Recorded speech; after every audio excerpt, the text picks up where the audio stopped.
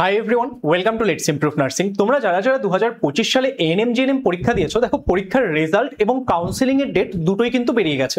এবং এই কাউন্সিলিং এ তোমাদের একটা ইম্পর্টেন্ট বিষয় হচ্ছে কাট অফ। কারণ কত কি কাট অফ যাবে সেটা যদি তুমি বুঝতে পারো, তাহলে সেই অনুযায়ী তুমি একটা প্রপার ডিসিশন নিতে পারবে।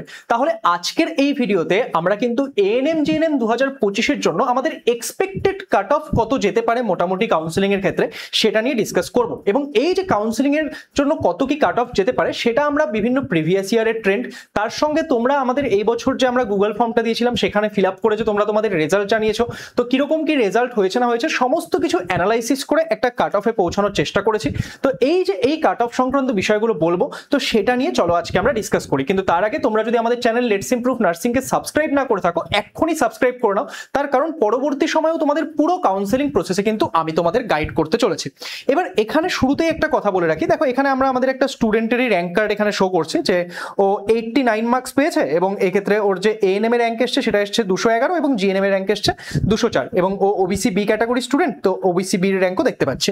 তো এবার তোমার যে কাউন্সেলিংটা হবে সেটা কিন্তু এই যে এসসি র্যাঙ্ক বা এসটি র্যাঙ্ক বা ওবিসি র্যাঙ্ক সেটার উপর বেস করে কিন্তু কাউন্সেলিং হয় না। কাউন্সেলিংটা কিসের উপর বেস করে হয়?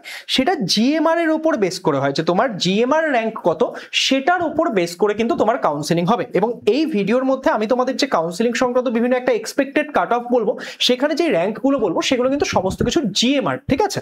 তো সেটা মাথায় রেখে সবাই চলবে। এবং আরো একটা জিনিস আমি তোমাদেরকে বলি, যে কাট অফ সংক্রান্ত বিষয়ে আমি যে পুরো অ্যানালাইসিস করেছি সেটা একটা এক্সপেক্টেড কাট অফ। 100% একদম শিওর হয়ে তোমাকে পৃথিবীর কেউ বলতে পারবে না। কিন্তু হ্যাঁ, আমরা আমাদের প্রিভিয়াস ইয়ারের বিভিন্ন এক্সপিরিয়েন্স এবং এই বছরের যে রেজাল্ট সংক্রান্ত বিভিন্ন বিষয় সেটা অ্যানালাইসিস করে মোটামুটি যেটাতে পৌঁছেছি তুমি ধরে নিতে পারো যে 90-95% এটাই হবে, কিন্তু একটু আগে পিছে কিন্তু যাবে, কিন্তু তুমি সেটা একটা আইডিয়া পেয়ে যাবে যে আচ্ছা ওভারঅল কি হতে পারে। ওকে, তাহলে চলো আমরা ডিসকাস করি। সবার প্রথমে আমরা এএনএম নিয়ে কথা বলছি। দেখো কাট অফের উপরে একটা অনেক বড় এফেক্ট থাকে হচ্ছে সিট ম্যাট্রিক্সের। আমরা দেখেছিলাম যে আমাদের ডাব্লিউবিএনসি থেকে একটা সিট ম্যাট্রিক্স প্রকাশ করা হয়েছিল, সেখানে কিন্তু আমরা নিয়ারলি দেখতে পাচ্ছিলাম এএনএম এ অনেকগুলো সিট ইনক্রিজ হচ্ছিল।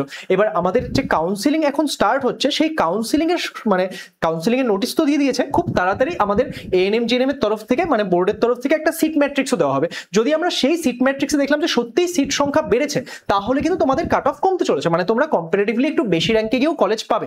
কিন্তু যদি সিট সংখ্যা না বাড়ে, তাহলে কিন্তু আমাদের যে কাট অফটা সেটা কিন্তু সেই ক্ষেত্রে আমাদের অত বেশি অবধি যাবে না। তো এই ক্ষেত্রে সিট সংখ্যা সেটা খুবই একটা ফ্যাক্টর কাজ করবে। কিন্তু তাও ওভারঅল আজকে আমি তোমাদের যে এই র্যাঙ্কগুলো এখানে লিখে রেখেছি, তোমার র্যাঙ্ক যদি এর মধ্যে থাকে তাহলে তুমি তোমাকে একটা সেফ জোনে ধরে নিতে পারো যে এই ক্ষেত্রে 90-95% চান্স যে তোমার এই ক্ষেত্রে অ্যাডমিশন একটা গভর্নমেন্ট কলেজে হয়ে যাবে।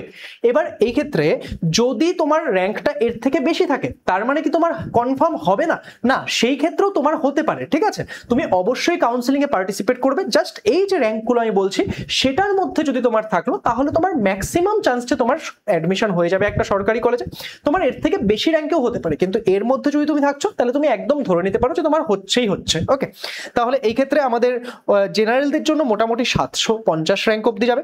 ওবিসি এ এবং ওবিসি বি তে আমরা এই বছর খুব একটা যে বেশি ডিফারেন্স দেখতে পারবো সেটা নয়। তো সেই জন্য আমি একটা জেনারেল মার্কস মানে জেনারেল র্যাঙ্ক 1100 মতো লিখে রেখেছি, যে তোমাদের যদি 1100-র মধ্যে থাকছে বা 1000-এর মধ্যে থাকছে, তাহলে তোমরা যদি ওবিসি ক্যাটাগরি স্টুডেন্ট হয়ে থাকো, তোমরা ধরে রাখতে পারো যে এই বছর তোমরা একটা এএনএম সিট পেতে চলেছো। এসসিদের ক্ষেত্রে মোটামুটি 1900 র্যাঙ্ক অবধি আমরা দেখতে পাবো। আমাদের এসটিদের ক্ষেত্রে আমরা 11,500 বা 12,000 র্যাঙ্ক অবধি এই বছর দেখতে পেতে চলেছি, এবং ইডব্লিউএস দের ক্ষেত্রে আমরা 4,200 র্যাঙ্ক অবধি এই বছর এএনএম এর সিলেকশন দেখতে পাওয়ার চান্সেস রয়েছে। তাহলে এটা হয়ে গেল এএনএম দের ক্ষেত্রে। এবার আমরা কথা বলবো আমাদের জিএনএম দের নিয়ে। কিন্তু তার আগে একটা কথা বলছি, তোমরা যদি দেখছো যে 2025 সালের মানে এএনএম জিএনএম পরীক্ষা সেটা তোমাদের এখনো খুব একটা বেশি ভালো হয়নি। তোমরা বুঝতেই পারছো যে তোমাদের যে মার্কসটা বা র্যাঙ্কটা এসেছে সেটাতে তোমরা একটা ভালো কলেজ পাবে না। তাহলে সেই ক্ষেত্রে কিন্তু 2026 সালের প্রিপারেশন তোমাদেরকে এখনই স্টার্ট করে দিতে হবে। এবং 2026 সালের প্রিপারেশন যদি তোমরা করতে চাও, তার জন্য বেস্ট ব্যাচ হচ্ছে লেটস ইমপ্রুভের টার্গেট ব্যাচ, কারণ এটাতে তোমরা অনেক বেশি ডিসকাউন্টেডও পেয়ে যাচ্ছ এখন। ওকে, এবং এই ব্যাচ থেকে আমরা বিশ্বাস করবে না, 2025 সালে আমরা জাস্ট লাস্টের 1 মাস পড়িয়েছিলাম আমাদের র্যাঙ্ক ইমপ্রুভমেন্ট কোর্সে, সেখান থেকে প্রচুর স্টুডেন্ট দারুণ র্যাঙ্ক করেছে। তাদের যে র্যাঙ্কগুলো সেটাও তোমরা আমাদের ইউটিউব চ্যানেলে গেলে দেখতে পাবে, সেখানে সমস্ত কিছু পোস্ট করা হয়েছে বা হবে। ওকে, তো সেই ক্ষেত্রে আমাদের যে এই এএনএম জিএনএম সেখানে তোমাদের যে ব্যাচটা রয়েছে টার্গেট ব্যাচ, এটার ক্লাস কিন্তু আমাদের জাস্ট 5 নভেম্বর থেকে স্টার্ট হয়েছে। 1 সপ্তাহ মতো ক্লাস হয়েছে, সেগুলো তোমরা রেকর্ডিং পেয়ে যাবে। তো কেউ আর দেরি করো না, তা যারা যারা জয়েন করতে চাচ্ছ।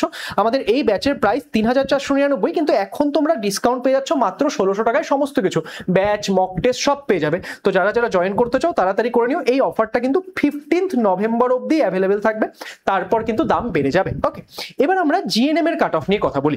এবার জিএনএম এর ক্ষেত্রে দেখো আমাদের যদি এএনএম এর সিট সংখ্যা বৃদ্ধি পায়, ওকে, তাহলে সেই ক্ষেত্রে আমাদের বেশ কিছু সংখ্যক স্টুডেন্ট এএনএম এ চলে যাওয়ার চেষ্টা করবে, তাহলে সেটা কিন্তু জিএনএম এর কাট অফে একটা এফেক্ট ফেলবে, তাই না? তাহলে এই সমস্ত কিছু অ্যানালাইসিস করে এবং প্রিভিয়াস ইয়ারের ট্রেন্ড অ্যানালাইসিস করে এই বছর মোটামুটি আমার যেটা মনে হয় যে আমাদের যে জেনারেল ক্যাটাগরি সেখানে আমরা মোটামুটি 3800-র কাছাকাছি দেখতে পারবো যে তোমার র্যাঙ্ক যদি 3800 বা 3900-র মধ্যে থাকে, তাহলে এই বছর তোমার একটা চান্স রয়েছে, হাই চান্স রয়েছে যে তোমার একটা জিএনএম হয়ে যাবে। বাই দ্য ওয়ে আমি জিএনএম ফিমেলদের কথা বলছি। আচ্ছা, আজকের এই ভিডিওতে আমরা জিএনএম মেল নিয়ে ডিসকাস করতে পারবো না, তার কারণ আমরা যে শিটটা দিয়েছিলাম, আমরা তোমাদের ফর্মটা দিয়েছিলাম, সেখানে খুব বেশি মেল স্টুডেন্ট আমাদের সেই ফর্মটা ফিল আপ করেনি। তো সেই জন্য আমরা অ্যানালাইসিস করতে পারছি না যে এই বছর মেল স্টুডেন্ট কত সংখ্যক রয়েছে বা তাদের মানে পরীক্ষাটা কিরকম গেছে বা তাদের র্যাঙ্কটা কত রেঞ্জ অব্দি আসছে।